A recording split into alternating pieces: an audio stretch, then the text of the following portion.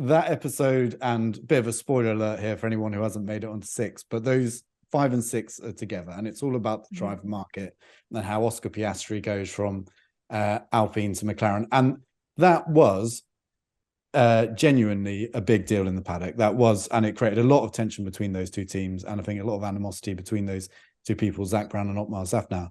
But beforehand, when they're trying to build it up, and this is like classic Netflix stuff, when they're trying to build it up with it's the French Grand Prix and McLaren and Alpine going tied on points, no one cares. No one was talking about that. Yeah, they don't need to do that. I wish they didn't do that because it just is unnecessary. Yeah, but like, and then that's it. So that kind of stuff was, I think, going too far, and it was really when it kicked off around Hungary, which I felt was pretty well dealt with. There were some great Fernando Alonso quotes, who sets the scene right from the very start by saying that he's part of the dark side and he's going to play up to that. And then he knows exactly what he's doing, Fernando. He's great at kind of building this up, and he does it with tongue in cheek and a kind of smile, knowing that I think a lot of the media kind of like to portray him that way anyway, so he's just going to lean into it. So that stuff was great, but I feel like more time spent on the real nitty-gritty of how it all kind of fell apart, and getting some of the kind of live mic stuff they got later in the series. That's good. What's not so good is trying to build up this on-track rivalry, when at the end of it, I think it's summed up after the Hungarian Grand Prix, where Alan Permain says to Kyron Pilburn on the Alpine pit wall, great, now we can go for a pizza because we scored points. Like, that's what points at mid-season kind of means. It's like pizzas and beers at the end of the night. It's not like, we've defeated our nemesis McLaren. I think that's where like Netflix sometimes gets a bit frustrating and tedious when they're kind of building up that stuff. But which I think is fair.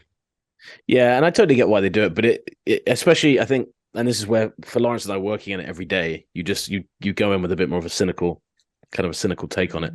I love that Alonso has kind of lent into that in this episode. I loved as well. I think it's right at the end of the episode when they've obviously announced he's left the team. I mean, that whole sequence is great because you see them giving him that birthday cake for 41. And Otmar's trying so hard to kind of be nice. He's like 41 for number 14, and Fernando's like, yep, yeah, it's good numbers.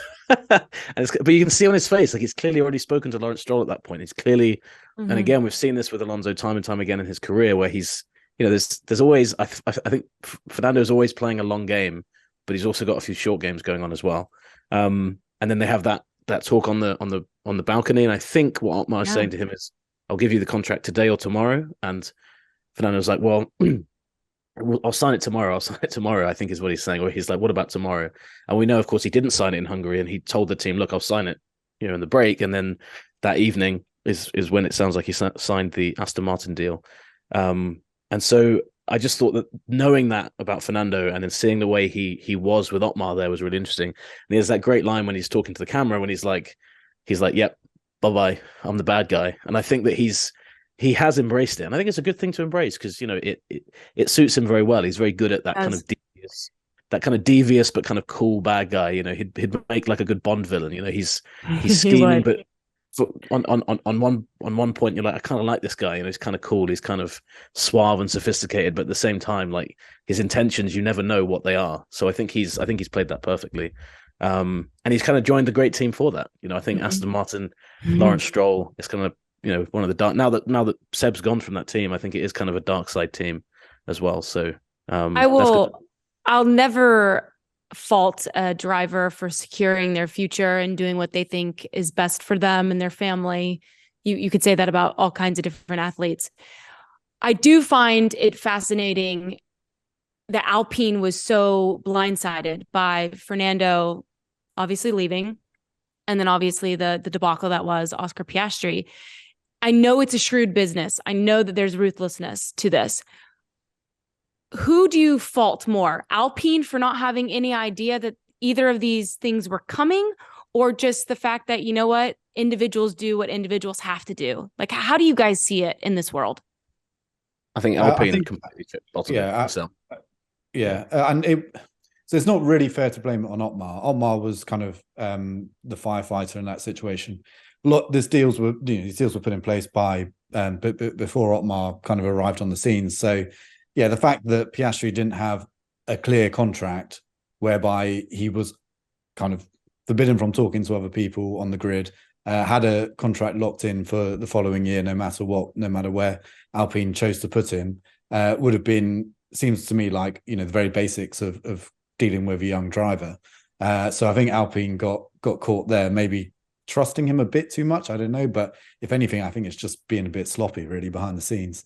And then with Fernando, well, I don't really blame Alpine for the Fernando situation, because, they gave him a car that progressed on the previous year. They didn't really do a huge amount. Okay, the car was a little bit unreliable, but you get that at teams, especially teams which are trying to push the limits. So, with the Fernando situation, I think it is just one of those situations. If you have Fernando in your team and his contract's coming to an end, you never make any assumptions that you've got him until you've got it signed on a piece of paper. And there's that moment in episode 5 where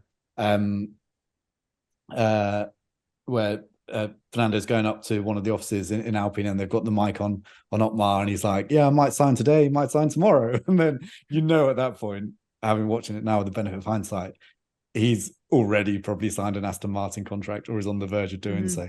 So it's great. And then just before the race, they have Otmar talking to Laurent Rossi via his kind of iPhone earbuds.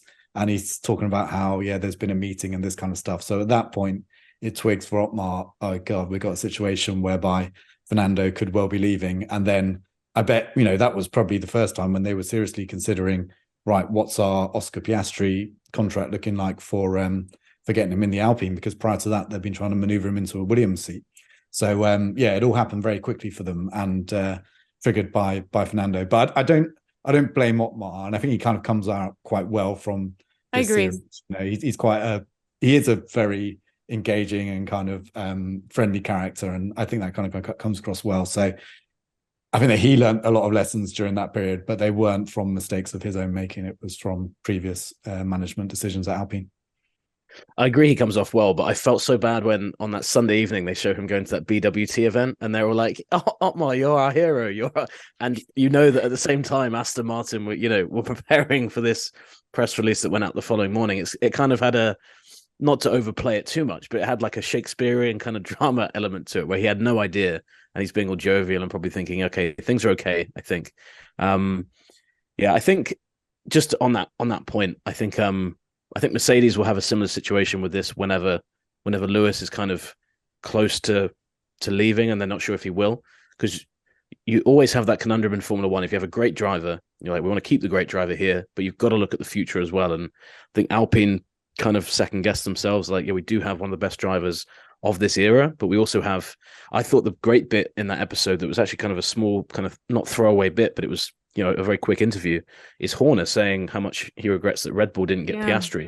And he said, this guy's could be the next Verstappen. And I think that is a really interesting take from somebody who's worked with so many great drivers to say that. And that does make you wonder, if Piastri is as good as everyone says he is, and everyone I've spoken to who knows his career say, this guy is really, really good. You can understand the situation they were in, because they're like, right, we've got to keep Oscar here, but how do you get rid of Fernando Alonso and keep the team on the good path that it's on? You don't want to throw Piastri into that situation. But it was a complete mess from them last year. So it's a great example of how not to elevate a young driver to your team. What about you, Katie? From the outside and looking at that show, what did you make of that whole situation? Because I think that it's interesting. I haven't seen 6 yet. I will get to that, but I'm interested to see how Piastri comes off, because I felt for Piastri in a way, because before he'd even driven a Formula One car, he'd had this whole summer where the whole news cycle was just about him. And he's not even raced yet.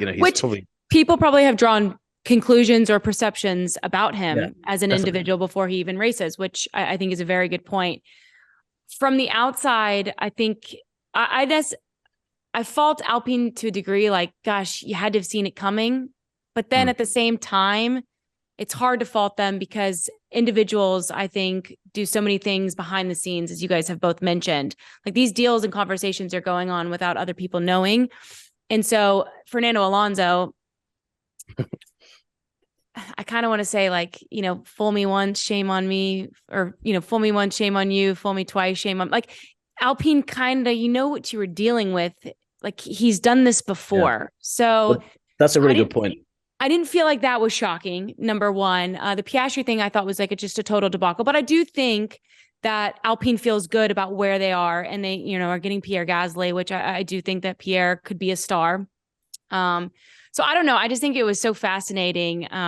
So I was curious what you guys thought on the ground, but it just did appear like, these are two guys who made really shrewd, kind of selfish moves for themselves, and you wonder where the loyalty is. But at the same time, I don't know if the end all be all is loyalty. So like, I think when we get in, go ahead, Laurence. No, I was gonna say it's a really interesting point, because if you look at Fernando's career, none of it's been based on loyalty, and No. he's a two-time world champion. If you look at Lewis Hamilton's career, it's almost entirely been based on loyalty, and he's a 7-time world champion. So obviously it depends on who you're loyal to and the bridges you build and stuff like that. But I think it's very interesting, because the nature, I think, of a lot of these drivers is to be very selfish. At some stages in their career, they all have to be, there's no good helping out your teammate, early in the season, because you're only going to fall more points behind. And then at some point, the team's going to start backing your teammate and not you. And then you need to start worrying about, your contract the following year. So you can understand why they are selfish, but it is interesting to look at different drivers and different career trajectories.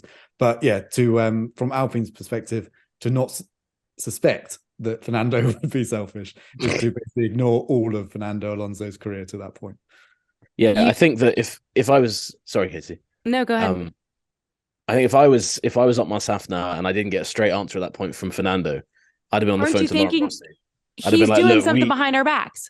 I'd have been like, look, we have to make sure we don't leave this paddock without a yes or no from him. We can't end up doing this, because the story went that we spoke about it in the summer. From everything we understand, is that following day Fernando just kind of went off to the Greek islands on a yacht and was wasn't answering his phone. Otmar, people at Alpine are trying to call him. There was a press conference with Otmar where he said, "Yeah, I can't. I haven't spoken to Fernando. We can't get hold of him." And you just think, how that is such a crazy situation. And then again, to lead into this bad guy thing of Fernando, I love the fact that he then just waltzed back into the paddock in Belgium. I was like, "Hey guys, how you doing?" And I don't think he had much shame about doing that. And why would he? Because he's, like you said, he's extended his career probably further with Aston Martin than he would have done with Alpine. Kind of gutted they didn't go on that yacht with him. That would have been great. His phone just going off in the background. It's kind of like a scene from Succession or something. That yacht episode where they're all on the yacht and it's all foreboding and it's all very doom. Like doom is in the air. It was Otmar that said he was on a yacht. And then on Fernando's Instagram, he was in That's right, yeah, at the kart track. So it almost seemed like Otmar didn't. I didn't know the exact truth, whether he was on the yacht one day and then Oviedo the next. But it seems like even Otmar had no idea where his driver was. But yeah, it's really great. But that isn't that fantastic. We just spent the last 10 minutes talking about how great that one little section of the episode is. But that's the kind of box office stuff that Fernando brings. And you got to remember, this is a sport as well. If a driver wants to go and do it his way and kind of look back at his career and have no regrets at the end of it, which I'm pretty sure is how Fernando will feel at the end of all this, then so be it. Thanks so much for watching ESPN on YouTube. And for more sports highlights and analysis, be sure to download the ESPN app. And for premium content and live streaming, subscribe to ESPN Plus.